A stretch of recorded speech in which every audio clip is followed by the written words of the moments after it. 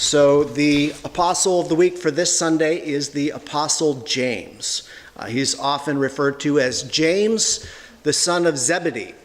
John was his brother, and together Jesus gave them the nickname Sons of Thunder, which likely referred to their hot temper.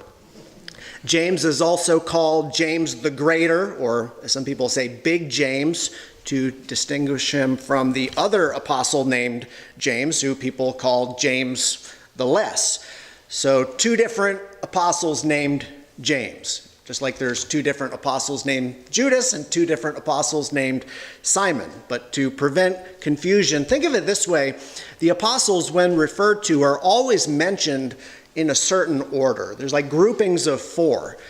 So the first four apostles in any list are the four fishermen. So Peter and his brother Andrew, James and his brother John. They were the most significant of the 12. And then it goes to the next group of four, which are Philip, Thomas, Matthew, and Nathaniel. Nathaniel's also called Bartholomew. And then the final group of four, arguably the least significant, or so it seems, would be James the Less, Simon the Zealot, Thaddeus, and then Judas Iscariot. Thaddeus was also named Judas not Iscariot. I don't mean to confuse you with all the details, but that's just the way it is.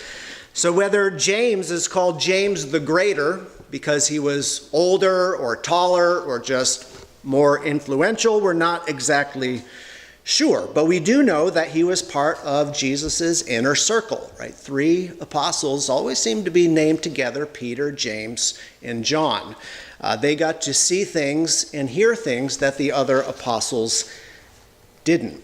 For example, James was privileged to see the Lord transformed on the Mount of Transfiguration. James is also described as one of the very first disciples to join Jesus. But another first that James is known for, he was the first apostle to be martyred for the faith. In fact, he is the only apostle in Scripture where his death is recorded, with the exception of Judas, who may or may not count, depending on your opinion. So Acts chapter 12, verse 2 says that Herod the king killed James, the brother of John, with the sword. And then it says, and because Herod saw that it pleased the Jews, he proceeded further to seize Peter also.